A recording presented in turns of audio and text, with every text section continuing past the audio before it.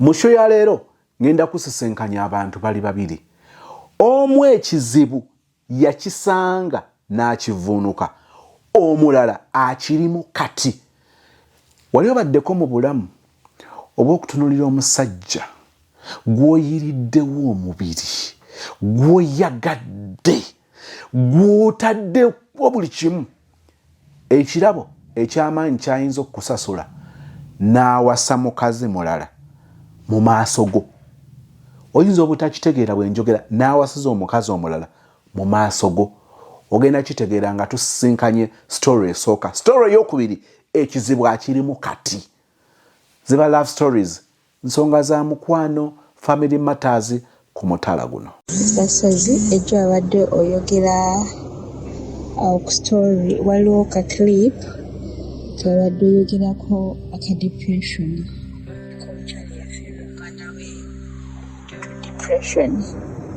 Sasozi njagala kubuulirako ku depression, ngeri gye yali egenda okutwala maama wange.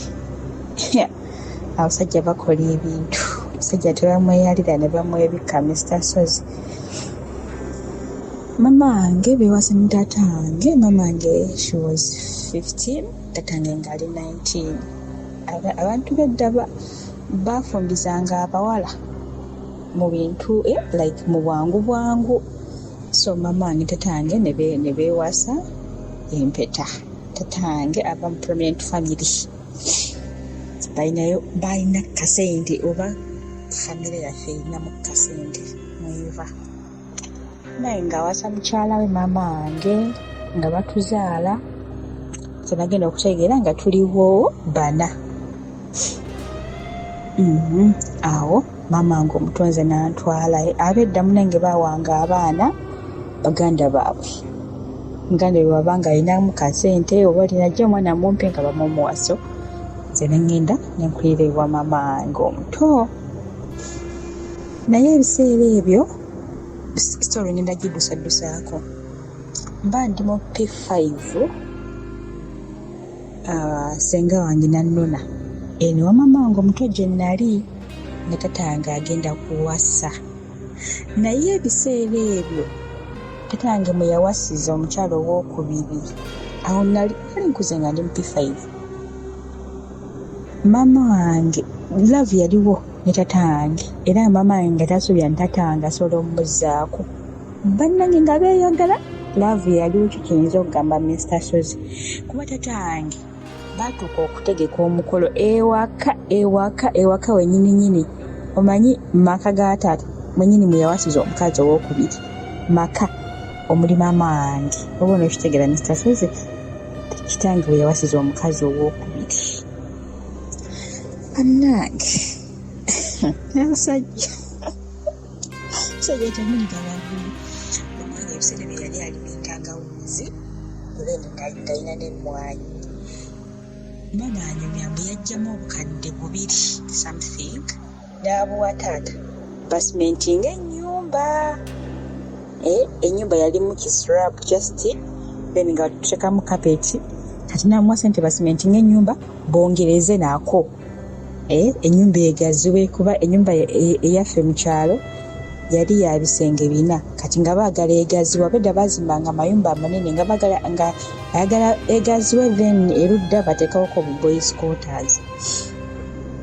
Edda ezo sente zaali kali nga zikola ekyamakulu, kuba taata wange yali muzimbi, kati nga tekuli leba, nga waliwo amatafaali awo gaaliwo, kale nga zijja kukolamu kale ekyamakulukulu. Nange taata waffe nga taziwasaamu mukazi Mr. Sozi. Mama sente nga we yazimuwa, kitange yagenda eyo gye yasigula omukazi gye yagenda okuzimba. Taata wange yasoma bya buzimbi, gye yagenda eyo okuzimba gye yasigula omukazi ng'aliko abaana 7. Yawasa sugar mami.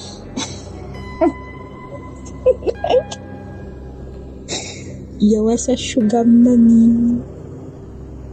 Naye ku mukolo ogwo taata wange ng'awasa omukazi oyo yagamba maama wange nti mukwano gwe yagenda okuwasa, naye agenda awasizaawo waka mbu ewaabwe olujja lutono. oyo omwami yali best friend wa taata wange nnyo. Oyo taata wange gwe yalimbirako nti nno yagenda okuwasa. Era ne mu kwanjula njijjukira nze kennyini nali mperekeze, banteekako ng'emperekeze nga ngenda okunona mujja maama wange nali mperekeze ya mujja wa maama wange. Kijja kiti senga wange gye nannona bulungi nnyo gye nali mbeera ewa maama wange omuto, nandeeta ngenda kubeera emperekeze ku mbaga ya mukwano gwabwe. Kumbe kitaffe yawasa. Munange nga tugenda bulungi nga tugenda ewa b'omukazi nga tumugjayo. Omukazi oyo tatange yali yamufunisa olubuto mu maka ga musajja munne, ndowooza omusajja oli n'amugoba, naye ng'amugobye alina abaana 7 ng'alinako n'omuzzukulu. Tataffe yeebigika ebizibu by'atamanyi. Nange nga tugenda nga banjula omukazi nga bamusiba kadaali nga tuleeta. Jjukira maama wange gambye yali wampeta. Kati ono omukazi bagenda ne banjula, neera muganda wa tatange yagenda mu kifo kya taata wange. Oba munaakitegeera, muganda wa taata wange yagenda mu kifo kya taata wange. Ne tugenda ne twanjula, olwamala okwanjula ne bamusiba kadaali. Tetwagenda mu kyaki, abula twajja straight waka ewaffe we baali bategese reception. Oba kitegedde Mr. Sozi tewaliyo yagenda mu kyaki, kwali kwanjula kumwambaza ebintu by'abagole ne tujja paka ku reception ewaka. Era mu kidaala twasanga tatange atudde nga best man ngwa we twajja n'oli mukwano gwe nga nze emperekeze kwaliko n'abaala, kati nga nze emperekeze. Nkujjukiza ku promotion eya Aisha Najemba Furniture Mart ebbanda nga omwezi guno omukwano tulina promotion buli kibajje oba buli furniture gwe tutunda nga tumusaze ebitundu 5 ku 10. Ekibajje eky'emiliyoni 5 kati 2 kitundu, eky'emiliyoni 2 kati 1, eky'essatu kati 1 kitundu, eky'ennya kati 2, eky'emitwalo 5 kati 25, eky'emitwalo 15 kati 7 n'ekitundu. Dduka Bunnambiro osiime ekibajje kyo kisasula okitwale. Tolina ssente zaawamu, kozesa omukisa ogw'omwezi guno, genda bookinga ku kibajje kyo. Oba okimalayo mu September oba mu October oba December naye ng'okibuukinzeeko guno omwezi. Omwagalwa, ku screen nga bw'olaba kuliko ennamba ya mama Aisha Najemba. Ayineemu mwogerezeganye ku WhatsApp mubeeko kye mutuukako. So ng'ate naawe asobola okusituka mu buntu bw'otuuka ebbanda awali ekipande kya Nabisunsa Girls, side etali ya kipande ojja kuba ng'olaba ekizimbe ekiriko Aisha Najemba Furniture Mart, ebigambo binene birabika bulungi nnyo. Kyamawo mwogerezeganye osime ekibajje kyo wamma oganyulwe mu promotion eno ey'ebitundu 5 ku 10 nga bisalwako. We twajja n'oli mukwano gwe nga nze emperekeze kwaliko n'abaala, kati nga nze emperekeze. Era mu kidaala twasangawo taata ng'atudde mu kifo ky'omugole. Kati we twajja n'ono omukwano gwa taata naye n'atuula. Mama waffe ng'amanyi nti nno ki mukwano gwa taata yawasa, naye nga mama waffe agamba yabiwuliranga nga bagamba nti baba agenda kukwasa omukazi w'okubiri, naye nga mukazi wattu takisuubira. Nange Mr. Sozi mama waffe we yategeera nti taata waffe awasizza omukazi ow'okubiri mu kidaala. Mama waffe yakaaba. Mama waffe yali mukazi munene. Mr. Sozi ennaku ezagendanga ziyita, mama waffe olwo bamukubyeko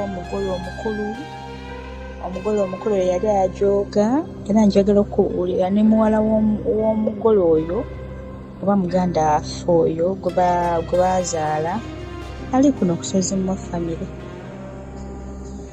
Bingi Mr. Sozi. Mr. Sozi mama waffe yakoga. Mama waffe yakoga. Omanyi okutira mujjawo mu nnyumba yo. Kuba ennyumba agambye yalimu ebisenge 4. Kati tubale nti eddiiro n'ekisenge ky'abaana n'ekya maama n'ekya taata. Kitegeera ffe taata waffe dda yasulanga yekka. kati ekisenge ekyo ekyataata baateeka omugole naye nga byerinaanidde weebiti nga byerinaanidde. Mr. Sozi mama affe yakogga ejjoogo amalogo gaatandika. Mama affe yakogga Mr. Sozi, mama affe nga takyakaba wuna buwungi. Mama affe yakogga n'akomayo abantu tatugamba tumalwadde wa siriimu. Paka jjajjange we yajja ne baganda be n'abatabani be ne bajja ne balina mama affe ne bamutwala. Bamulala ne bamutwala Mr. Sozi. Ensi n'etandika okuba baganda bange. Jjukira nze gambe nali nakulira mama wange. Ensi yagaba n'abaganda bange. Ensi yagaba n'abaganda bange. Nze nali namala dde ogenda wa mama wange nga neerambirayo kati ngenda mama wange njja ne mpumulirayo. Naye ensi yagaba n'abaganda bange nga kitange waali mmange waali. Muganda wange omu yagendako gyaffe n'amutwala oyo okusoma kwakomaawo nayiga wa makanika. Baganda bange abalala abasatu ne bagenda ewa jjajja ne maama. Kati maama ate awo ne bamuggyawo ng'alinga agenda okutabuka omutwe ne babako eyo gye bamutwala mu basawo abaganda wenja okugamba kuba yali nga takyategeerekeka ne bamutwala eyo. Kati baganda bange ne basigala ewa jjajja. Kati bali bakyala ewa jjajja, muganda afa omu ate n'afa. Muganda afa oyo we yafa banange byali biwanvu Mr. Sozi. Atata afe n'aleka oli omukyala nga muganda afa amaze okufa. It is alleged imbu kuba bagamba ebyatta muganda wange byava ku mukyala oli. Imbu nze nali muto ngambye embu Mr. Sozi. Kati ate awo taata n'aleka oli omukyala n'ennyumba yaffe ne bagireka eyo omukyalo era ennyumba yaffe yagwa Mr. Sozi kuba yamala emaze emyaka nga teriimu abeeramu so neegwa ne twakagizaawo recently. Taata affe n'ava mu kyalo n'ejjira ku kibuga. Omukyalo oyo n'amulekayo n'abaana be kuba yali amuzaddemu abaana babiri. N'amulekayo n'abaana be kati ne guli omusanvu omukyala gwe yalina kati ayongeddeko baana ababiri. Taata affe n'amulekayo mu kyalo n'ejjira mu kibuga. Oyaayaana okubeerako ne woobeera ng'olina akatakako nga ggwe. Oyinza oba nga tolina ssente zaawamu, wandiyagadde kusasula ku kibanja mpola, oyinza oba ng'olugendo tonaba kulutandikako, olina ebibuuzo bingi naye ng'ekizibu kyo oyagala kubaako n'awawo. Dembelio Properties and Associates awo bajjira ne bakutegeeza mukwano nti jangu mukwatagane, jangu mwogerezeganye ensonga muzigguse.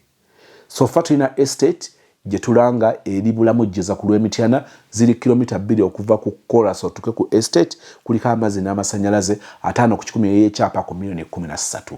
Tulina amataka mu bitundu ebyenjawulo. Kakati gwe genda mu inbox banaffe aba Dembelio Properties and Associates beebuuzeeko wa oyagala kuteekawo ki. Bajja kuwabula nti wano wakukolera, wano obadde otunulira n'ekifaananyi kinene kati kiri wano. Olina ebibuuzo bingi ku nsonga z'ettaka. Madam Nancha Beatrice ku lwa Dembelio Properties and Associates akulindiridde mu inbox oba okumukyalirako ku ofisi zaabwe. Mukwano mwogerezeganye okola appointment, ebintu bitambule bulungi ng'ofuna okuwabula kwonna ku nsonga zonna ez'ettaka. N'amuleka n'abaana be kati ne guli omusanvu omukyala gwe yalina kati ayongeddeko baana ababiri.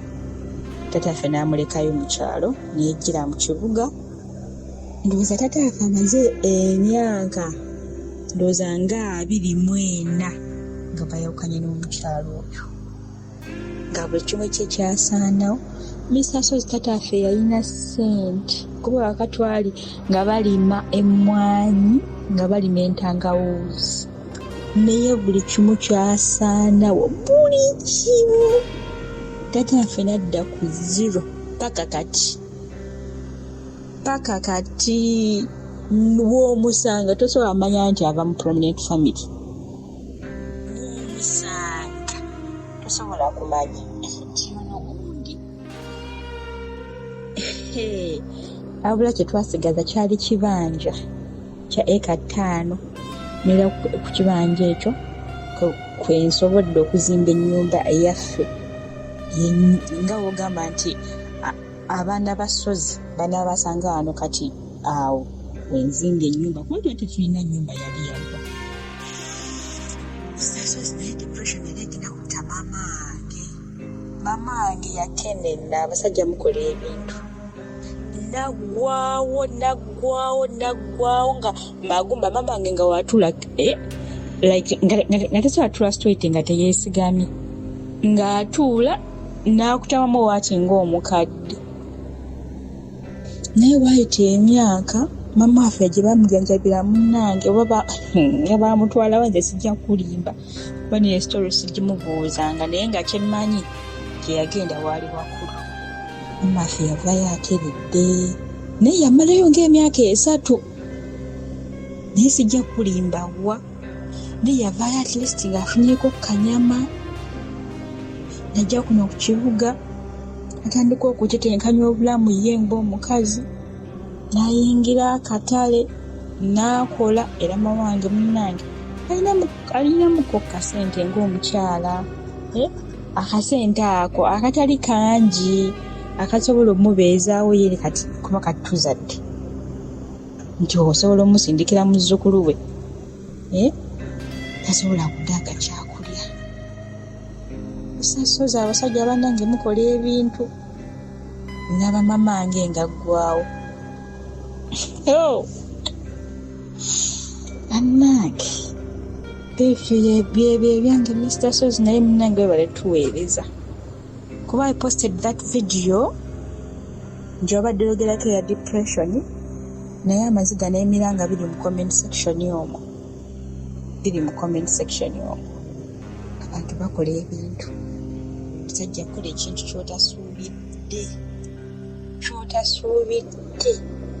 nze nange ndi wano mutowo nange depression eyandeeta okufuna pressure mutabani wa Falaawo yankomyayo naye nebaza Mukama nti omutima gugenda guwono okusinziira ku love stories empulira wano wekuba mu torch wekennyini n'ogwesalira n'ogamba obwayise I have to move on with life. Ebizibu ebisinga ffe abawala ife ababyereetera ife abawala abeetwala mu bufumbo gye batatuyise ife ababyereetera naye okusaidia mama wange tata wange yamudde enchukwe naye tata wange naye nze ajuuliddemu agisasulidde nze ajuulidde nera tata wange atuuza nnyo baganda bange oba mikwano gye n'abagamba bannaye ng'oyagala olumba olunaakutta wasa omukazi owokubiri ate omukazi oyo ng'abadde mu bufumbo wasa omukazi owokubiri ate nga mukulu obagenda funa obulwadde obunaakutta oba weesimira ntaana kuba eri gy'abeera ava ng'omusigudde mu bufumbo olwo lumbe kwatatanga omukazi oyo yamusigula mu bufumbo gye yali yamusigula mu bufumbo gye yagenda okukola gye yasigula mukazi w'abandi annange sasozi bebyo byange beera bulungi mwana ttu tukwagala nnyo. Wow. Owokubiri gwe tugenda okusisinkana ye ekizibu akirimu kati mu mwezi guno gwennyini gwe tulimu naye ntera okubyogera nti abaami ffe tuteekeddwa okwegendereza. Kino kikola ku bantu bonna. Abaami tuteekeddwa okwegendereza. Waliwo ebiseera by'ojja okutuuka nga gw'osinga okwetaaga mukyalawo. Ekyo kyo kisoboka. Nkiddamu ndi musajja. Naye ebiseera bisobola okutuuka ng'omusajja yeetaaga mukazi we okusinga bw'amwetaaga. Bwe tuwulira bino, abatabani ba Falaawo bye tubayisaamu, abantu abamu bafuna endowooza nti oba oli awo abasajja tebasoomoozebwa. Bitundu bya Wakiso. Ddamu nti Wakiso. Ngenda kukoma ku ekyo ekya Wakiso. Omusajja ono ng'alina akasente ke nga kawera bulungi n'akula mu bulamu obw'okwegendereza, n'akulira mu bulamu obw'okwekuuma, ng'abantu balowooza n'okulowooza nti omusajja ono endiga yamutomera, eŋŋambo ne ziyitinga n'omugambo ne bagutema omusajja oyo abawala bamweteze naye nga tabategula. Munnange yalina principles ze zeyasetinga ng'aziwa ekitiibwa, n'asoma n'akola akasente ne kawera gamba nti n'okugaggawala n'agaggawala. In that process alina omuwala gwe yatunuuliranga namutunuulira naye nga tapapa. Kati waliwo abawala bano ababa n'omuliro, abantu bakupika, omusajja bagenda mukubbako, omusajja muzaale naye ng'omusajja alina pesi kwabitambuliza. N'atwala process ye bulungi, ne bakola emikolo ku kyala, kwanjula, mbaga, ne batandika okubeera bombi. Mu kubeera bombi kabanga katambudde maka mwegali, omwana ow'obuwala aleese muganda we awaka nga bwe mubimanyi era. Ate simanyi lwaki abakyala bwe muleeta abaganda bammwe baba relative bammwe batera okuwangaalira awakaawo than ife abasajja okuleeta barelative baffe. Naye oba oli awo bye bibuuzo bye tujja okufa nga tetufunye ansa yabyo ntuufu nga bwe twalema okuttaanya enkaayana ez'enkoko n'ejjikki ekyasookawo. Munnange omusajja ng'agenda Katonda aba blessing nga bazaala omwana. Bazaala omwana bazadde mwana wa buwala. Bannange omusajja yali yayagala kye bayita omwana omuwala. Ddamu nti omwana omuwala. Katonda n'amuwa omwana nga muwala, omusajja nga yayagala omukazi. Omukazi kugamba n'aba ng'afunye omukyala gw'ayagala, omukyala n'amuzaalira omwana ow'obuwala nga yasoose omwana gwe yali asinga okwetaagira ddala. Shockingly, surprisingly, omusajja ono omwana we ng'amuyita maama.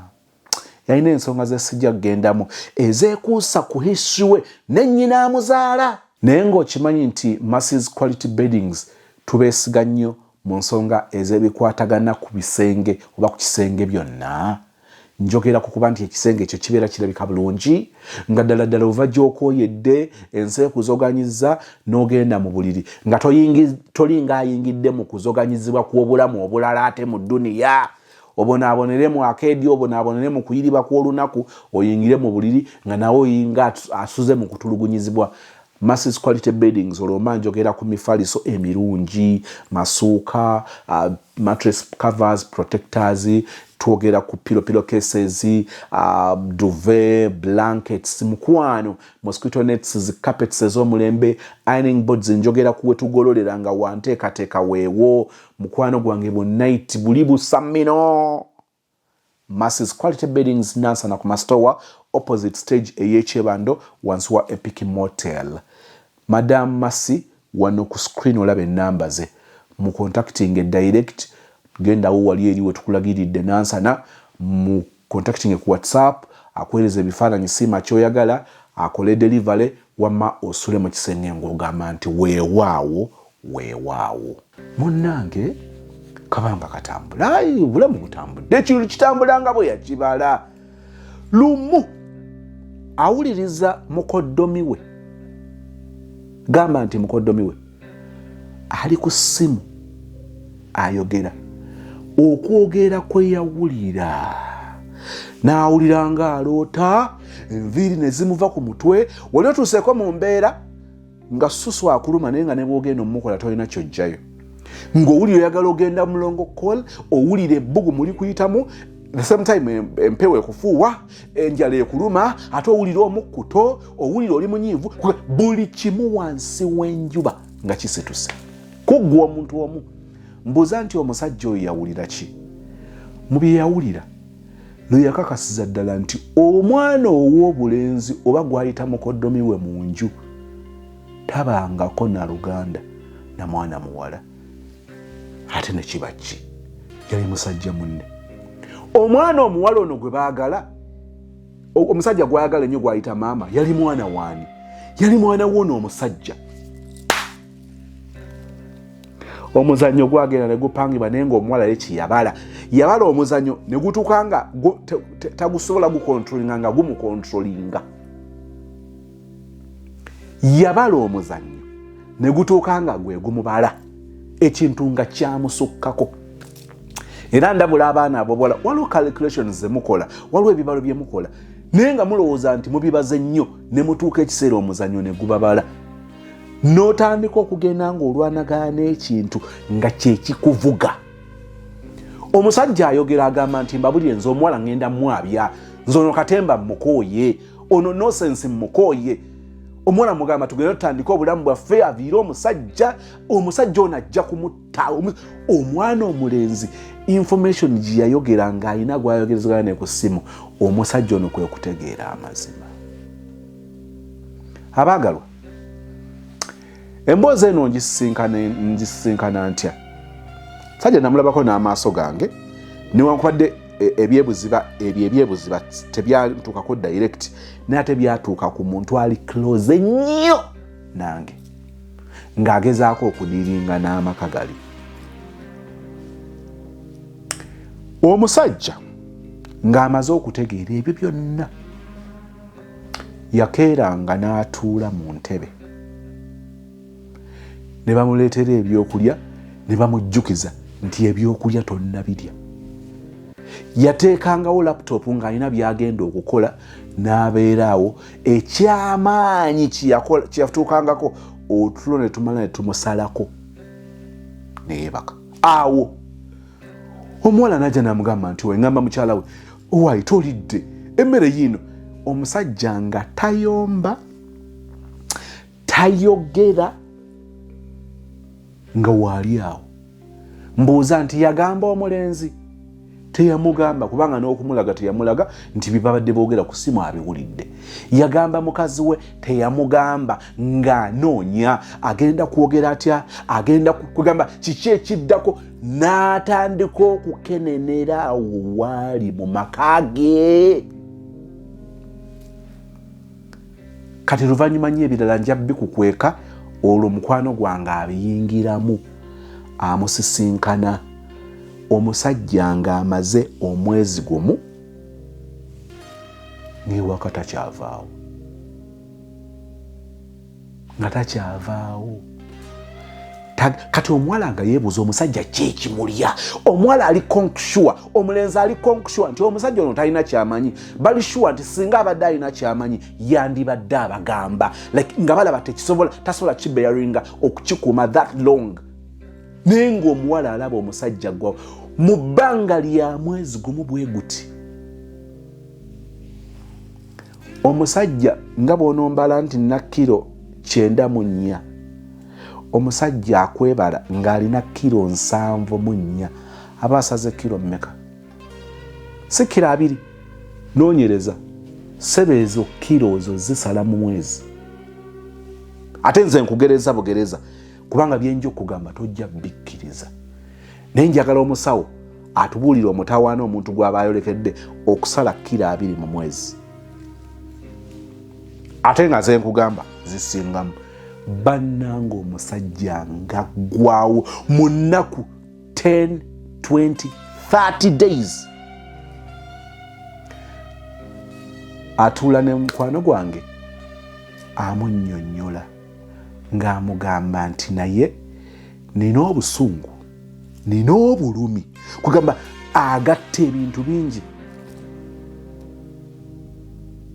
So finally ono yatuuza omuwala, ono mukwano gwange yatuuza omuwala okumuyitira mu nsonga ku biki ebigenda mu maaso oboolyawo byatamanyi mu maka ge newankubadde ng'ali amanyi Katemba gwe yakola. Omuwala bwe yabitegeera nti omusajja yategeera asirisa omwezi mulamba mu kubuna emiwabo, omulenzi mukoddomi, so called mukoddomi bwe yafuluma ennyumba teyadda. Omuwala bwe yafuluma ennyumba teyadda. Kati nkubuulira depression phase 2. Ojjukira lockdown phase 1, tuyingira depression phase 2. Omusajja yalumwa olw'omukazi bye yamukola.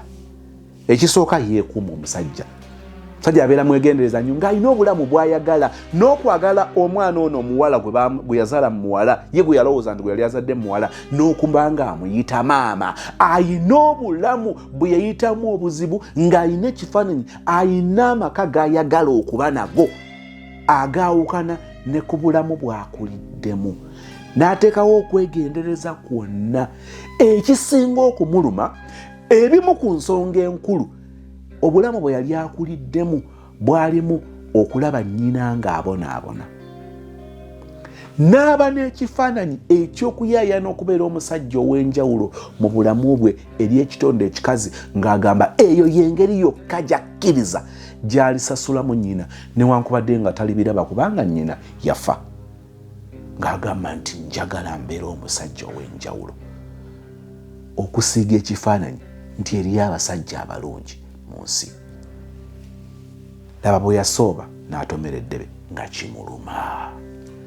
Ng'aluma olw'omwana gw'ayita maama gw'ayagala. Kyana kyali kiyingidde myaka ng'ena.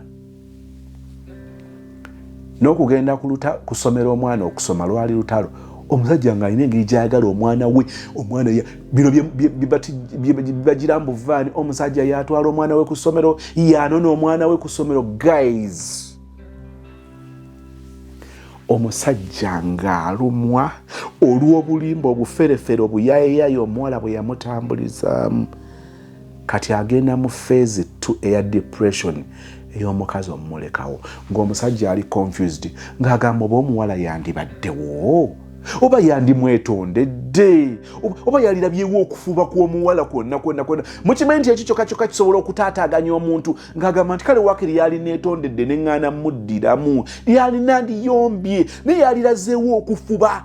Kakati confusion y'omuwala emusindika mu kuwaŋŋanguka kubula, ng'alaba talina bw'ayinza kwetantala musajja ono okusinziira ku ebyo by'ategedde.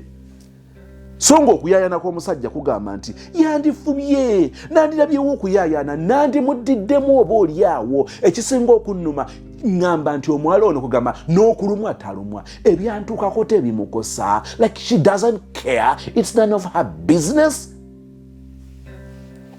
Depression phase yakubiri.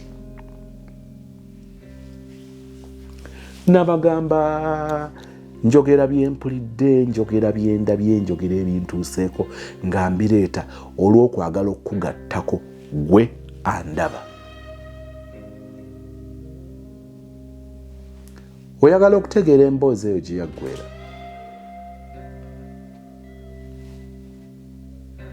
Mu byenjogera ndabika nga agenda okunzika nga mugamba nti omusajja we twogera olwaleero mulamu. Omusajja oyo yatuluma. Ziba stories ezijjalo ne zisparking ebintu oluusi bye mba nalaba, bye mba nawulira, abo bye byatuukako nga sibireeta lwabwe obikulabisa muntu yenna okugattako.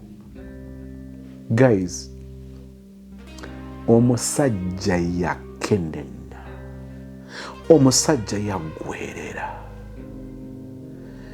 nga yazaalibwa omu bw'ati mu nsi. Ogwo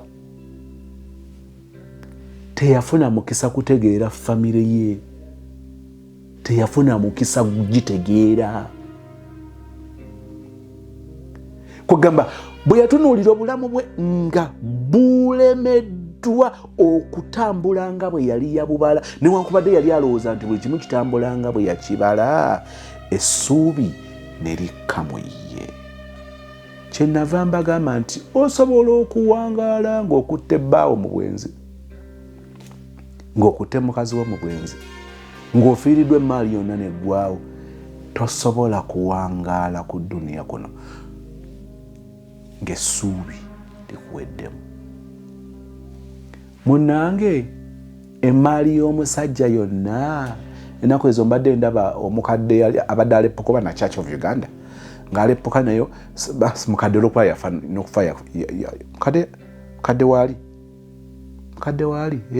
abakadde abadde yafudde ndowooza abategeddeko story eyo, then nga balaga nti omukyalo oyo teyawaayo ttaka lye eri kkanisa, yabateresa buteresa biwandiiko bye, ate bo ne babivuyaavuya mbu ate era ku nkomero nzikanga nawulire ng'ate church ebiwandiiko final emala n'ebiwaayo. Munnange omwami ono ekiraamo kye ng'alaama emmaali ye yonna ng'agiraamira ekkanisa. Byonna ebibye ng'abikwasa ekkanisa, bw'atyo bwe yaggwaawo. Phase 1 bye byali bimutuuseeko. Omukazi bye yali amuyisizaamu n'amulaga ekifaananyi ky'okumwagala eky'okubeera omukyala obuvunaanyizibwa omukyala ddala, n'awunzika ng'amuliddemu lukwe, naye ng'olukwe lulinga kugamba alinga eyamulyamu olukwe from the word go. Phase 1. Phase 2 bwe butalaba kuyaayana kwa mukazi, bwe butalaba kumenyeka, okunyolwa kw'omukazi, okulumwa olw'ebibi bye, okulumwa olw'ensobi ze, ekyo kye kyasonjola omusajja ku nkomerero ya byonna, ng'agamba nti eri Phase nali ntambudde kubanga n'obuvumu bwe nakozesa okusalawo butabyogerako, nga saagala kubyogerako mu ngeri egenda kuleeta nsasagge, nga mpulira njagala mbyogereko naye mpulira ntya nga nnoonya engeri ennungi gye nnyinza okubyogerako, kye nava nkwinvolovinga.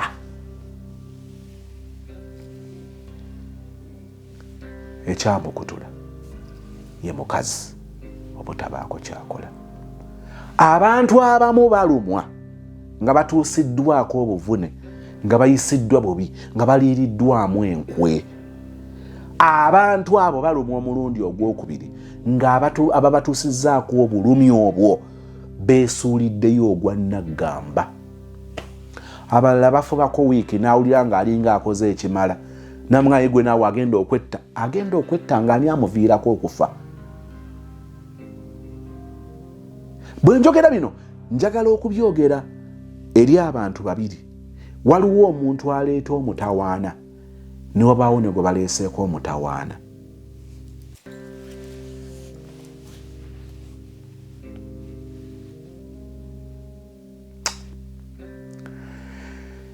Eri omuntu aleese omutawaana ku munne, tuli baana b'abantu, ffenna tusobola okusobya.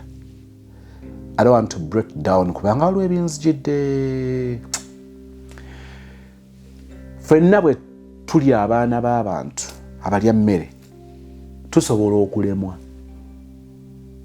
naye njagala okukutegeeza ekiyinza okufuula ow'enjawulo ku bantu abalala kwe kutomera n'okkiriza nti otomedde, n'ogezaako okukola ebiraga nti okutomera kuwatomedde tokwenyumiririzaamu. Abantu abasinga bwe mutyo bwe mutaba nammwe, bwe tutyo bwe tutaba naffe omulundi ogwokubiri. Omukazi yakulinamu obwesige, n'ogenda omulyamu olukwe, n'oyagala omukwano gwe, n'oyagala metroni we, kyonna kyonna kye wakola, n'ozaala n'omwana, naye n'ojja ng'ovevenga ng'ogamba mbu ekyo nakyo gw'osoose mu nsi. Stupid. Gw'osoose mu nsi, naye ayinza okuba nga akkiriza nti si gw'osoose. Kati ogamba nti abearinge no sense wo kubanga si gw'osoose. Is that normal shit? Osobola okuyimirirawo n'oba muvumu nga bakoze ekintu kyekimu n'akola statement yemu nti oyo byakoze si yasoose, n'omujjukiza ng'ekika kyewamwe bwe kizaala buli wamu, kugamba mmwe muzaala n'omufuula normal shit. Nti ekika kyewamwe kyo kibeera kika ki nga kikkirizibwa okuzaala nga bwe kyagala, naye nga bemuwasa bo tebakkirizibwa. Njagala okulaga botta omuntu ogusooka n'omutta ogwokubiri nga gwakumusonjola kumumaliriza. Olabyeko omuntu akuba omuntu amasasi oba omuntu atomera omuntu, oli obiwuliddeko ate nadda emabega n'amumaliriza. Tekyawukana nakubanga okoze munne ensobi, okoze ensobi olumiza munno, omuliddemu olukwe, ne byonna by'okoze obimanyi. N'omala okubikola olwo omutta ogusooka okomawo okumumaliriza nga tokkiriza nsobi yo, tolina kufuba kwonna kwoteekawo okulaga nti okyawa ebiva mu bye wamukola. Bannange mbabuulire, abantu bali ku nsi beerangirira okuba nga tebattanga ku bantu. Munnange bwe bayitanga enkiiko ez'abatemu abanoonya ebisonyiwo, olukiiko lubeeranga mu kubanga oli omu kwabo. Wateekeddwa era abantu bababuuza abantu basobola okwogera bane gundi yampisa mu kino, gundi yakola kino ne kino ne kino, ne mugamba kati abantu bayayana nnyo okumanya oli yeeyisa atya, kiki kye yakola oluvannyuma lw'okutegeera obuzibu obwava mu bikolwa bye. Era munnaye kambabuulire kino, abasinga obungi reaction yaabwe etera kuvaawo ne bw'ogenda okunyumiza abeewammwe omusajja byakkoze, ne bw'ogenda okunyumiza abeewammwe omukazi bye yakola, basooka ne bawuliriza. Bwe bamala okuwuliriza ne bagamba kakati ye munnaffe bwe yategeera ebyo yakolawo ki? Obusungu bw'abano butera kuvaawo. Kale abasajja bonna benda nga bwe babyogera, kale abakazi bakola ensobi, naye kakati omukazi bw'amulaga nti otegedde bye yakola yeeyisa atya? Abasinga obungi awo basinziira okugusala, okusala oludda. Ne wabaawo abagamba nti okay, okusinza ku byogambye, akubira ku masimu nti akuba nesaagala kukwata masimu, akuweereza meseji, akyakulabirira, waliwo ebyo basinziirako. Nanga tetujja kwenyumiriza mu kiyakola nti kirungi, tukivumira ne sikuvumirira yenna. But the mere fact nti ate afuba okulaba kino, afuba okulaba ng'atereeza ebyasoba, tolowooza nti twaliseeko ko ku bigere, tolowooza nti tetwali yanguye kugenda kukola kusala kukwankomeredde. Lwaki? Munnaffe ono alina okufuba. Bwe natandise mbagamba nti abantu lowooza nti ebintu bino birabika ku ludda lumu, nti abakazi basinga okusoomoozebwa. Omwagalwa oyo gwe nkunyumiriza musajja omutawaana nti ebyabasajja tebitera kuwulirwa nnyo, tebitera kuwaawaala nnyo kusaasaana, kuba nakyo yalitera kufa mu kasirise. Njagala okutwala ku story ey'okubiri naye nga bino obitegedde, oba mbyogere nga story ey'okubiri ewedde embigatte lumu. Nangamba Mr. Sozi gyebaleko ze bampita Linda ekisasa ze badde waliwo omwami gwe nali njagala. Omwami oyo ne wayita nesooka nenfuna olubuto lw'abalongo, olubuto olwo ne luvaamu. Olwavaamu ne bampa ekitanda ne mubuulira, we namugamba teyafaayo, n'abeera nga nziruseeko.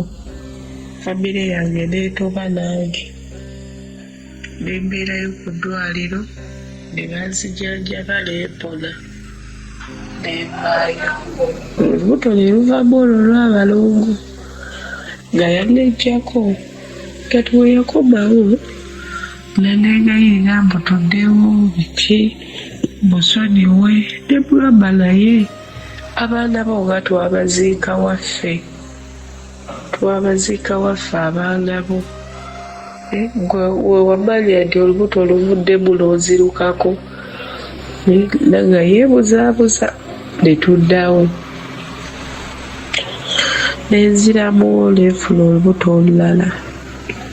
Kati nafuna olubuto olulala ne wayita ebbanga, ne mugamba nina olubuto. Kati we nalumugamba nampeereza meseji ngamba nze oba olina balongo oba si balongo, nze saagala kumanya. Nagamba siriwedde kuba na baana. Kati olwa stress nyingi olubuto lwatuuka myezi 3 ne luvaamu, ndowooza olwa stress gye nalina. Kati welwavaamu nze nesigala nga kati nga yanejjako enamba yagisala blacklist. Ebbanga lyeriyita nga takyanyega, nga yagisa blacklist ku WhatsApp kweyandeka, naye nga newomuweeza message ku WhatsApp ng'azisoma takuddamu. Kati welwavaamu negamba already omuntu yanejjako. Kati ntandike nti omugamba nti owaayi olubuto lwavuddemu, omuntu eyakwejjako tetukolagana. Kyenakola ne muweereza ekyo nakola nga muweerezanga nga wadde lwavaamu naye nga mukipingiraawo nga wogamba kandabe omuntu ono oba anaddamu amagezi ajja ngambe nti owe wagamba oli lubuto tubyogereko wakola otya lwavaamu oba olulina ebbanga neriyita ne muweerezaako message ne mugamba omayi bagenda kunongoosa nagamba nze ne mugamba balina kunoosa lya ssente z'eddwaliro nga oga akamukeme nga jjukira lwavaamu onagamba omukeme alina okulampeeza message agamba nze we can't work out ne mugamba we can't work out kubanga nkugambye mpa ssente z'eddwaliro alina nyingi kyova ogamba we can't work out ani gw'oli kusiriwaza wano nga bbanga ddene singa mbadde ndulina nga tanyegangako wadde n'okwegubiramu essimu nti oba linda wakola otya olubuto oba biki naye sirika kati ndumula emposti y'ekifaananyi kya profile yange ndowooza laakiraba kati bwe yakiraba ndowooza laalaba nga siri lubuto genda okulaba nga akubire wali omukwano gwange ntera okubeera naye musajja ng'ate naye mumanyi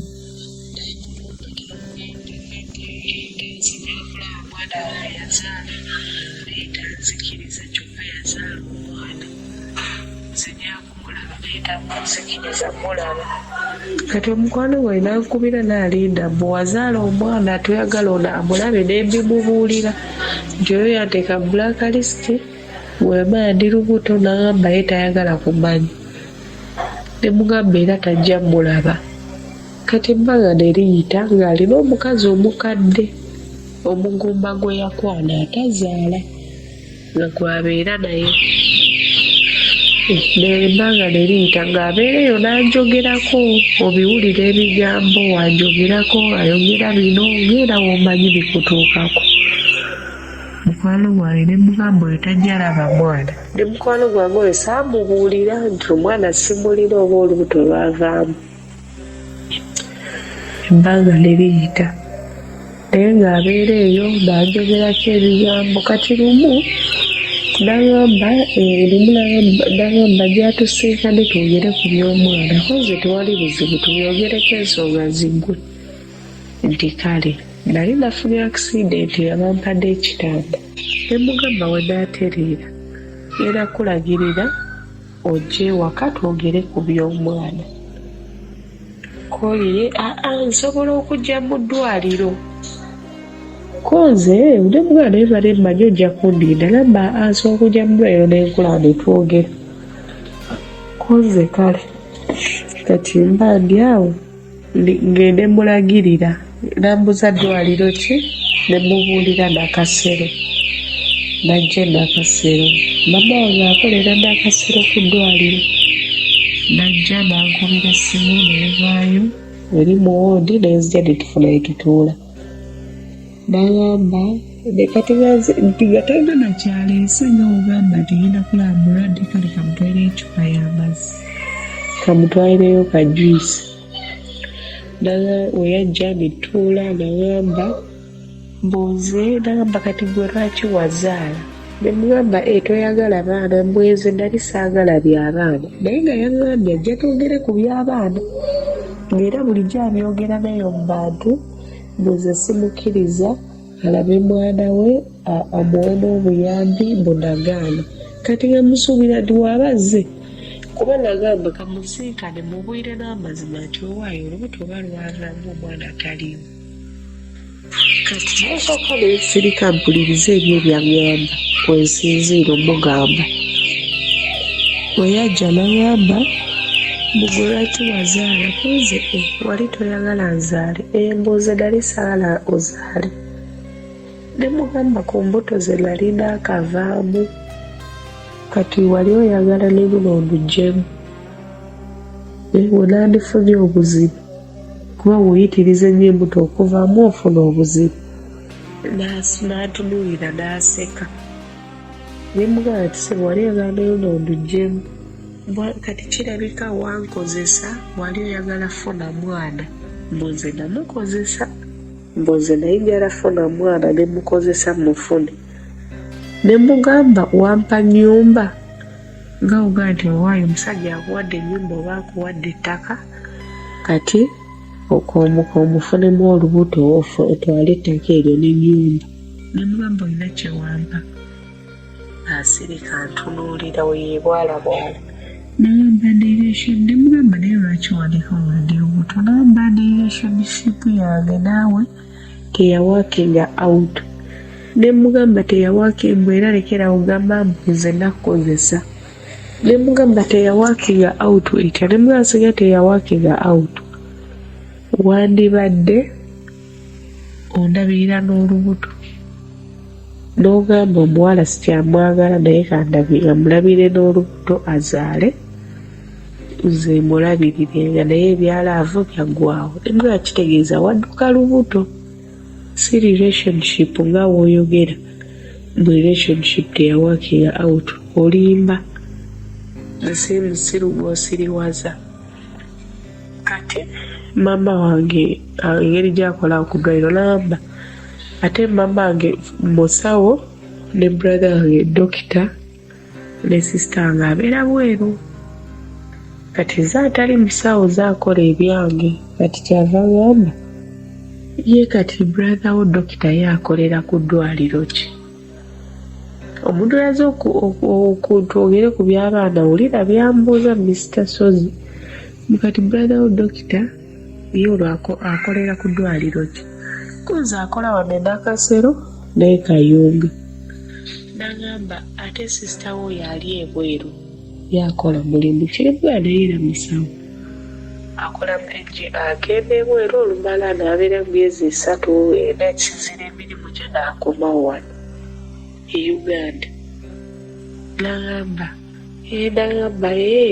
nagamba gyakujewammwe neetondera famire yo nale nfuneyo mukwano gwange omu gwe mbambuulira ku bizibu byange ne mugamba yakujewaffe okusinziira oze wano oli kuŋŋamba mbonze nakozesa nfune olubuto kakati mu kifo ky'okujja weetondere nze oli kuŋŋamba nga ennakozesa ati famire yange ojja gigamba ki bwera kyekawambiyaayo dda mu famire yammwe ambuuza ba famire yange emirimu gye bakola kati nze ninayo omwana omu namuzaala nsoma wetwekwana n'ono omusajja omwana oyo namumugamba nemugamba ninayo omwana wange namuzaala nsoma era amumanyi kyagamba egora kitamusoma musawo nemugamba famire tezirina kwenkanankana mu famire mubaamu ng'oli yasoma oli teyasoma oli mugagga oli mwavu so tombuuza lwaki saasoma busawo kyava mbuuza kati omwana wo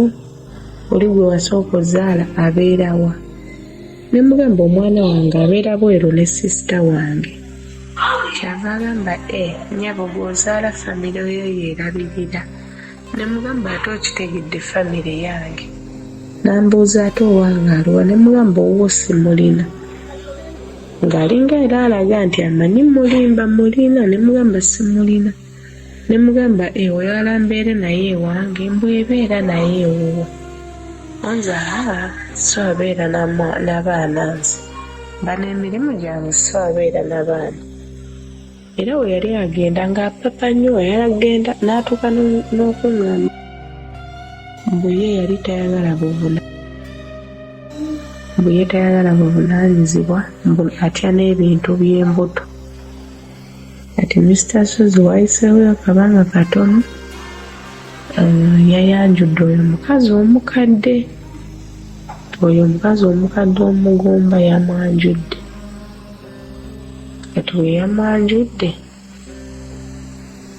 kati oyamwanjudde ne babimpeereza ebifaananyi wali omukwano gwe yabimpeereza nange nemikwata nembimuddiza ne mugamba se bw'oba olowooza nti mu nsi muno gyagenda ozanyira ku baana b'abandi katonda ali kusasula katonda ajja kusasula byonna by'ozookola Mr. Sozi bwebo munaye byempitamu simanyi kyakola sisita omaze okumuwulira okwawukana ku yasoose gwe baatunyumiriza byaliwo yabiyitamu ogwokubiri ono nga bw'omuwulidde abantu mwe musenziire eyo ne mukola olugezigezi kati awo ekimu stressinga kati ogwo nagwo mutawaana ogw'abantu abatta bannaabwe kawoolawola mu butamanya. Ekintu ekiyinza okukutula naffe tusobola okwewuunya nga tukutunuulira mu bunafu bw'oyolesezza ebintu abantu bibonaabona byo ebitusoomooza kijja kitanga gwe ekikukenena ekikumalamu amaanyi ekikukutula okujjawo kyekyo. Buli muntu asobola okwewuunya kubanga wennina amaanyi oyinza oba nga woolina obunafu nga wennina amaanyi. Singa Katonda akukuza si mu myaka, akukuza mu ntegeera n'endaba y'ebintu n'otuuka ku leve eyo, omanyanga nti okuze. Si mu myaka kubanga ogitya, naye okuze mu birowoozo. Omuntu bw'ayogeranga ensonga ye beera mukulu ekimala, si mu myaka mu birowoozo, okukkiriza nti ekyo kyekimusoomooza. Ekimusoomooza kinene ku ye, ekyokubanga kitono ku ggwe si kyekikulu, ku ye kinene. Oli ajja gamba nti kakati omusajja oyo muleke agende n'ekkadde lye, oba bazaala oba tebazaala, muleke. Mukwano gwange bw'otyo bw'olowooza ogenda okwekanganga ebimu ku bisinga okuluma ono. Kwe kuba nti ye bwe yeepimaapima n'obulamu bwe baali batambuddemu n'omulenzi yalirowoozeza nti oba oli awo bwekuba kuwasa yali badde awasa ye. Mukimanyi nti tusobola okubeera mu mbeera ng'omuntu oyo ne bwe yali kugambyeko n'akukiinako okuwasa tewandikkiriza, naye ng'owulira omukisa gwalisookedde ku ggwe. Njagala kukutegeeza nti ebitusoomooza birala. Kiwulikanga ekitakola makulu. Wali olabyeko omuntu gw'okolaganye naye omwesiga olaba muli kimu n'agenda yeesigisa ensonga y'omuntu omulala gw'otawulirangako mu bulamu bwammwe, gw'otawuliranga kubanga n'emirundi egimu oba oli awo yali agezezaako okunoonya obuyambi oba okuyambibwa kwonna kwonna okw'engeri yonna mu muntu oyo n'amulaalaasa bulaalaasa. Kakati ogenda okunzika nga ye muntu gwe yeesigisa ebyama bye, ye muntu gwe yeebuuzaako ku nsonga eziri siriyasi, tekikulumangako. N'ogabane omusajja ono kyagamba obwesige bwe abulina mu neighbor, obwesige bwe abulina mu mukwano gwange. Ebintu bino mukwano gwange n'abanga abimanyi, nze nga sibimanyi, naye ng'amazima amatuufu gali nti n'olumu okimanyi nti oyinza okuba nga tolina solution, tolina kyakuddamu ku ebyo ebisoomooza oyo omuntu, naye ng'ogamba waakiri yalisoose n'agamba nze n'endaba mukwano gwange oba n'ensala amagezi nga sinza alina direct solution, naye nga tusobola okukuba ku mikono, okukuba ku busimu, kale ne bigaana bugaanyi, naye nga nfuye ate ng'okikkiriza nti gwe wali tosobola kimala, naye ng'ogamba omukisa ogusooka yali guwadde nze, kati omulala ayinza ogamba kati ate naawe weekooye, kati ate okimanyi tolina solution. Ayinza banga naye yennyini yali akimanyi tojja muyamba, kyava yalaba nga tekyetaagisa kugamba, n'agenda agamba mukwano gwange olowooleza kumpi. Bwe bayitanga abaana abato olukiiko olwo lutuulangamu, ate bw'oba nga wakajja kuno buuza ababadde kuno kikyema ntegeeza mu kugamba nti oba oli mwana muto. Ebikusoomooza ebikukutula biyinza obutankutula. Wano mbagamba nti nze enjala emmalamu, kyogamba nti naawe enjala ekumalamu, naye okimanyi nti waliwo ebikumalamu nga nze tebindya. Bwe tutyo bwe twawukana, nkozesa ebyokulabirako bye ndaba nti osobola okubitegeera amangu. Breakinga down kiyinza obutakubreakinga down. Omulala asobola okugumira ebintu byonna nga tasobola kugumira kumulimba, ng'okumulimba kumukutula. Eriyo omulala ng'ekimu agumira ebirala byonna, naye ekimu breakinga down kumuwaayiriza. Nga bamu bafiiriddwako ssente eziwera n'ataggwaawo, naye yawaayirizibwa omuntu omu ate gwe yali yeesiga n'awulira nga ggwaawo. Abantu ebyo bye bitufuula ab'enjawulo. So sister, njagala kukutegeeza ebigambo bino ntisobola kukujajinga nti olina ekyejo, olina akajanja. No, oyo ye ggwe. Ngambye nti omulenzi oyinza n'okuba nga tewaali mukkiriza, naye ng'owuli omukisa ogusooka gwandibadde ku ggwe. Kakati njagala okukuyamba chap. Njagala osooka okukkiriza kino nti omulenzi oyo ne bwe yandibadde ng'awasizza ggwe teyalibadde na mulamwa. Kati tandika n'ekyo. kiri kikulume ekyo nga ne bannaye abaana b'abantu era kyobulabiriza abasajja mbalaba nga mbwa tuyinza obutakunenya kubanga olina experience y'omusajja newankubadde ayinza okuba omu oba babiri omutawaana oguliwo gwe kuba nti okigeneralizinze n'okifuula ekya bonna ekitali kituufu naye olina ensonga kw'osinziira kubanga noona mwambala mpale nabali bamwambala mpale tewanajjawo basajja ba Gomez ogambe nti abo bonoogezaako tewanajjawo basajja ba bbulu oba ba green obwa green tubuulya buulizi naye olwokuba olaba balya mmere wafuna mulya mmere omu babiri bakusigira ekifaananyi ekibi kati abalya mmere ffenna n'otubalira mu olwo olubu si kikunenyeza naye nze njagala okkirize nti omusajja oyo talina buvunaanyizibwa ayinza okuba nga obuvunaanyizibwa bwe yali badde abulina ku balala nga tabangako omuntu mutuufu gy'oli kakati ze kyenjagala okunyweza mu bulamu bwo bw'obanga okirina kirungi njagala kinyweza bw'obanga obaye tokirina kati njagala kikuyingiza mu birowoozo kyekiriwa nti omusajja oyo ne bwe yandikuwasizza that marriage would not make any sense bwe tusinziira ku ebyo ebizze bibeerawo n'omulimba nti oli lubuto neyeeyisa bw'atyo abaana ne mubaziika ewammwe kati oyo omusajja ayinza kuleeta ki kiki kyayinza okuteekawo kiki njagala kukutegeeza nti bw'obanga oyaayaana okulumwako kubadde kwakuba nti omusajja nandekawo omusajja akuleseewo ekyo kyekirabo Katonda kye yakuwadde okutaasa omugwisiri gw'omusajja omugwisiri ekigambo nkisanze ku mutaala guno nze nali sikimanyi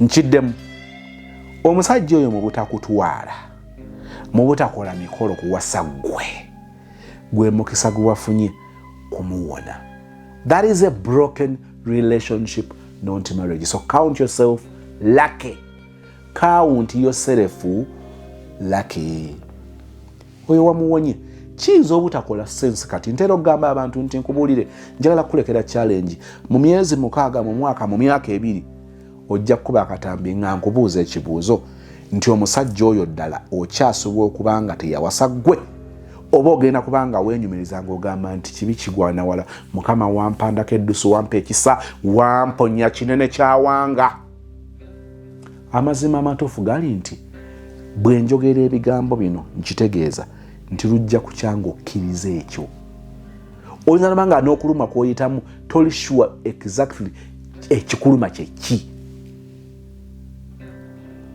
ogamba nti oba yaligambye nze oba yali badde awasanze kati kijja n'okubeerawo ng'olwere tonnaba kulaba wali sirias akuwasa kati olewulya obusungu waliwo ebintu ebitujjako ng'owulya obusungu kuba kati yavudde ku lujja oli gwe bawasizza kati ebyo nabina byogera tazaala mukadde ebyo nabina byogera busungu bukulumwa bujjo babbuba it is okay naye ekiseera bwe kinaayitawo ojja kukkiriza wallahi nti oyo omusajja ayita alina gyakutwala kwebyo byazze byeyisaamu so ekiri mu kuluma ne bwe kyandibaddewo ekiri mu kuluma kakati ekiwundu kyo Katonda akukoledde ebyekisa kikulabikira nga ekiri openi naye akigjeeko paasi yenna oyo kati omubiri gusobola okwejjanjaba just ekiwundu twagala kireme kufuna infection twagala ekiwundu ekyo kibeere nga kiyonjo ng'ennaku nga ziyiseewo akabanga nkayise ogulaba nga ekiwundu kino kiwona mpola mpola kati ekiri mu kutawanya kati bakitakuddemu awo balina empekeze balina oba eddagala bayiyeeko awo bikibalwo bibayiwawa ku kiwundu njalagereza ku kiwundu nti omuntu ono nannyini kiwundu aba mu kulumwa aba mu maziga naye ekyo kyaba ayitamu kyaba agwana okuyitamu awo aveewo eno process gy'olimu yakudressinga kiwundu bwe tunaakulekera ekiwundu kyo njagala kutegeeza nti ekiwundu ekyo kigenda kusima kiveemu kansa kugulu bakuteme n'ebiyinza okuddako oyinza obutabyagala kyetuba tugamba nti katugume kino okiyitemu naye nga wayisa akabanga ojja kukkiriza nti eki kiwayitamu wali okigwana okwetakkuluzaako ekiwundu ekyo ekyali kyakuleetebwako oba gwe wakyereetera wali ozannya watambula otunudde waggulu ng'ensawo nga bwe babitugamba bazadde omwana ono yena jjudde amabwa omutambulyanga otunudde waggulu ng'ensawo akaana kenjeera embwa yakakomba mu bigere byonna ebyo naye bwe wayita akabanga oba ojja kukkiriza nti mukwano eyo wayitayo kyali kigwana kubanga tewaalikoze makulu tekitegeereka kibanga ekitakola sensi kati naye nga kiba kijja kukola sensi oluvannyuma ono omusajja newankubadde oyinza walibanga lyomwagalayagalamu ne waleeta omwetaaga Katonda n'akuwa ebyekisa n'amukugirawo. A broken relationship is better than a broken marriage. Tewejjusa butamuzaalira byonna byonna ebyo byabawo bya bulumi awo wonna Katonda asaasidde n'ab'engalo zo buuti sammulo baweesiimuule move on ono si wuwo. Kati oyinza okumusanga ne bw'oyita ebbanga nga balaba bali happy bapostinga ebifaananyi munnange ne gwogamba nti mugumba asobola okushokinga enkya ng'azadde. Era byano naye singa tamuzaalamu njagala babeerewo emyaka alabe nti nze nalina omuzaalira alabe kiyampisaamu naye akiyitemu. Mukwano basobola okukeera enkya ne bazaala bulungi nnyo. Obalowooza butakwatagana gw'ogamba ekkadde n'abeera n'ekkadde ne baagalana n'ekkadde ne batijja n'ekkadde nga buli olukya ekkadde lyoyita ekkadde lyongera ku glowings lishanana linyirira bunyirizi. Kati gw'omuto olw'obutakkiriza ne tutuuka nga tetubaawula nga tulaba gwe muto w'omukadde kubanga okkiriza embeera eno ekucontrolling. I'm so sorry of what you're going through, but kkiriza nti si musajjawo talina buvunaanyizibwa gy'oli. Takwagala, akwagala teyeeyisa bw'atyo, takufaako, takulumirirwa.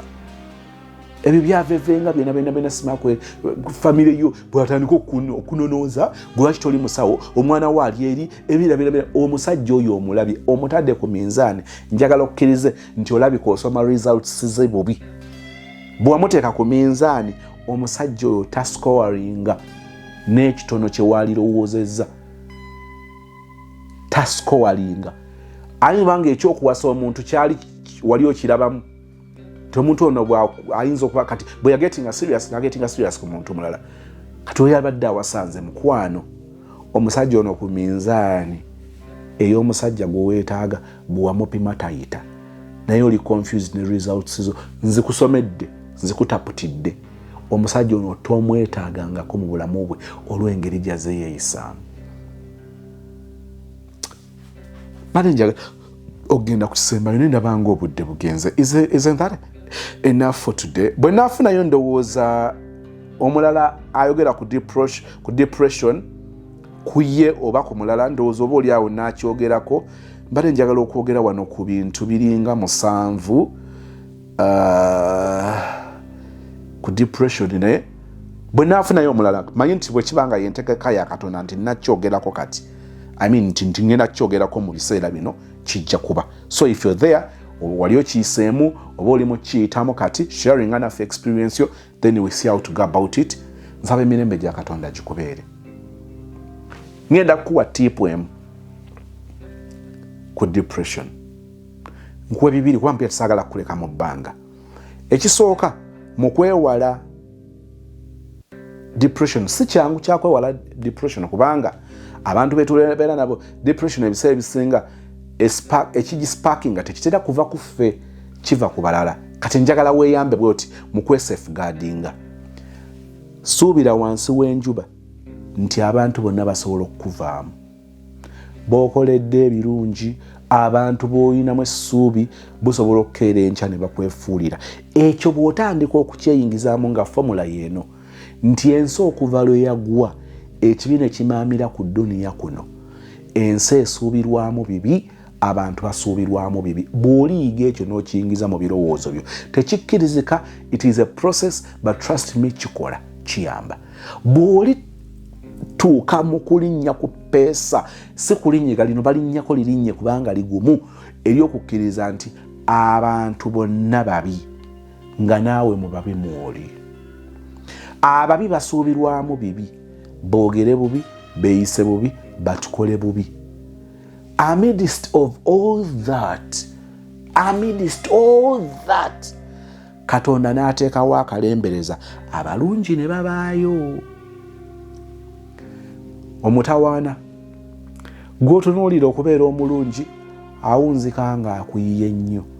Surprisingly ne wabaawo gw'otasuubira kuvaamu kalungi n'avaamu akalungi.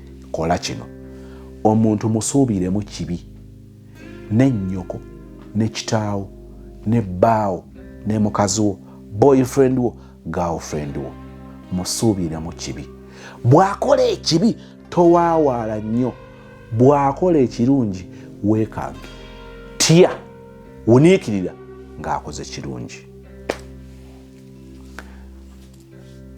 Naloose ekirooto ku Becky. Sigenda kibagamba naye nga kyamutawaana nnyo nnyo. Nensisimuka nendowooza ne musemberera ne mukwata ne munyweza. Ebirooto ebyekuusa ku ebyo bw'atera obbiroota nze okusa. Amanyi n'okumbuuza akajojoji w'ebibuuzo, nnyonnyola ku kino, gundi yaani, nga bw'oyogeddeku nga simutegedde. Kati later n'agamba kiba kirooto, mwabaka kati banne, nagwe omanye ebirooto by'endoota. Omanye ebirooto by'endoota. Buli we nakugamba ebirooto, buli kye naloota ne ntolowooza nti kituufu, tunaavaawo wano. Lwaki nkugamba bino? Ensi evaamu bibi. Ensi okumanya evaamu bibi musobola n'okubeera nga tewaliwo kizibu kiriwo. Naye olw'okuba ensi evaamu bibi ne wabaawo ne bye muyita ebibi nga si bibi. N'otandika okulowooleza obulowooleza munno. Munnange si buli byolowooza nti bibeera bituufu, si biri byoloota ku munno nti bibeera bituufu. Omuntu asobola n'okukyusa amaaso ng'omubuuzizza n'akyusa amaaso wati n'okitaputa n'ekikujja mu mbeera ekyo kye bayita ensi okubeera embi. Omuntu musuubire mu kibi, bw'akola ekibi toggwaawo kubanga ekyo kyasuubirwamu. Bw'akola ekirungi weewuunye. Teekateeka omutima gwo nti buli kimu kisobola okubeerawo wansi w'enjuba. Kyova olaba ffe twategeera nti empagi enkulu wansi w'enjuba eno gye nnyinza okwesigamako n'etangiwa ye Katonda ow'ekisa. Bonna basobola okunvaamu nkimanyi. Nange nsobola obbavaamu ssebo. Saagala kubeera wano nkolokote bannange nti be basobola okunkola obuyinkutidde waliwo be nsobola okukeera enkya nga nnakoze ebintu mmwe ne muwuniikirira. Lwaki ndi muntu wa kibi? Katonda muyaayaanira buli olukyampa ekisa. Omulaba aleme kuntuusaawo naye nsobola. Tebusobola kukyenkya nga mulaba nudizi zange zeziyitingana kuli Sozi Muto ng'agenda abawuubirako. Musaagana ekibi. Nze ekibi sikyogerako ng'atakitya. Mulabe gwe mmanyi gwe nteeka okukkiriza nti mulabe wange waali. Omutawaana nti abasinga ekyo tetukirina. Ngambye kkiriza nti abantu basobola okukyuka. Kakati bwe bakyuka weewuunye kitono. Naye njagala kukubulira ekiseme nawulidde nga sisobola kukuleka mu bbanga. Kkiriza omutima gwo guteeketeeke nti abantu basobola okuba nga bakyuka. Kakati mu kino kola ebyo by'okola ebitaakuleetere kwejjusa. Bikole ng'obikolera omwana Adamu, ng'obikolera omusajja gwakeera enkya n'omusanga ku bbala n'akuzaalamu omwana abaana. Bikolera omukazi ng'obikolera mwana Adamu gwakeera enkya n'omusanga nga banaawe baali bakukoleddeko ebyekisa nga tebalina kyamaanyi kye bakusuubiramu. Bwe bijjanga kkiriza nti ensi ebyo ebigaba. Tokkirizanga okwekuumira ebintu ebyo wekka. Kkiriza nti ekyokubeera omunafu kya buntu, ekyokubeera weak, ekyokuwulira nga ebintu ebyo bikumenya kya buntu. Kakati leka kwefuula sita ofaafaagane n'ekintu mukwano ogenda kufiira mu firimu ate nga si gwe kazaala bulwa. Nditandikira awo omulundi omulala, saagadde kuleka mu bbanga. Ekyokukaaba it is okay. Ekyokwecwacwana it is okay. kasita ofuba okulaba nga ate teweesuula mu mitawaana, kutta muntu, kwokya nnyumba, kwesaanyaawo. No, okukaaba okulumwa okwo kwa buntu. Tetwagala tukujajinge okisusiza nnyo kya buntu. Ekitundu ekyokubiri tulikireeta oba nja kireeta nga waliwo omulala gwempulidde ali mu mbeera eyeekuusaako eno. Nsaba emirembe gya Katonda gikubeere.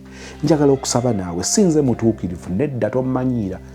Ntandikiddewo nga neecwacwana, ekyo ekigambo tommanyiira akifulumya akabonero akalaga nti si mulungi. Nyaniriza ekisa kya Mukama wange buli olukya kinkolemu ebyekisa. Bwe mwaniriza nzikiriza nti awulira. Obutuukirivu tebuli ku nze, buli ku ye. Yaliko amasannyalaze, nze siriiko masannyalaze, kati kyenva nkukwata bukolokolo. Nze atalina masannyalaze, naawe atalina masannyalaze. Enjawulo gye nina mmanyi alina amasannyalaze, ne nkukwata bukolokolo nkutwale gy'ali atuwe ku masannyalaze. Oba okitegedde? Bwe nkuyita okusaba, science amaanyi tegali mu nze, amaanyi gali mu oyo. So don't look at me. Ayogera ki? Oyo yaani? Ali biki? Don't look at me. Don't look at me. Look at a person gwentembeeta, gwenkutwalako. Focus gijje ku nze. Katonda omulungi ow'ekisa, saasira ffe abaana b'abantu abatali balungi, abalowooza obubi ne tusalawo bubi naye ng'ebimu tetubinaako na control. Okuva lekiri nti tetwalinawo kusalawo kujja mu nsi, ffe abataasalawo kujja mu nsi tuyinza tuyogamba nti tulina amaanyi okwaŋŋanga bye tusisinkanye wansi w'enjuba. Tuleeta obunafu bwaffe gy'oli otukolemu omulimu. Ekisa kya Yesu eky'omusaayi gwe okitwongere, ogwo gututukuze tukkirizibwe nate ng'abaana mu maaso go. Tuleeta okusoomoozebwa kwaffe. Waliwo abantu ddala newankubadde ensi yakibi tulema okubearinga, ng'olwokuba tubeeyisiza bulungi tusuubira nti byali yeeyisiza bulungi ne bakola birala, ne tulumwa ne tuggwamu amaanyi. Katonda waffe tukyalire, tusitule, tuwe amaanyi, tuwanirire, tuwanguze mu byonna mu Kristo Yesu Mukama waffe, and we all say amen. Thank you so much for watching. Nze Becky Sozi owa Remo Beauty and Wellness Parlour Eseta. Mu bimu ku bye tukola mwe muli body massage therapy, facial treatments, counseling services. Gw'omwana w'obuwala ovaamu akaswa akabi, gifa ebbaawo waffe abakyala, obundula amazzi amakyafu, wazibikira enseke, bw'onookosa gifa ebbaawo ono gw'ojja otuweera obujulirwa. Tulina kofi ono alimu ebirungo 6 mu kintu kimu. Gano Dama Coffee 6 in 1. Mulungi eri abalwadde ba sukaali, mulungi eri abalina obubonero bwa kansa, mulungi nnyo eri gwe akakalu kano okuyita mu lunaku. Mu health wellness treatments tulina reflexology sandals, nungi eri abazimba ebigere, bw'olinnya wansi owulira nga afumitibwa mu bigere, zirelaxinga muscles zo okufumitibwa kuno ne kuggwaawo, ziyamba omubiri gwo okutambuza omusaayi, ziyamba ku bwongo bwo n'embeera yo eya bulijjo. Buli peesa lyolaba ku ssande eno lirina ekitundu ky'omubiriko kwe lituuka buli lw'ojambala. Olwo obujjanjabi ne bukolebwa ku mubiri gwo. Osobola okugigula n'ojambala mu ofiisi yo, awaka, osobola okugyegulira nga ggwe, ogigulira mukaddewo oba jjajja kuba ate abo bagyetaaga nnyo. Okumanya ebisingawo ku bino byonna, kolagana ne Remo Beauty and Wellness Parlour Eseta ku nnamba ezo eziri ku screen yo for direct calls and WhatsApp.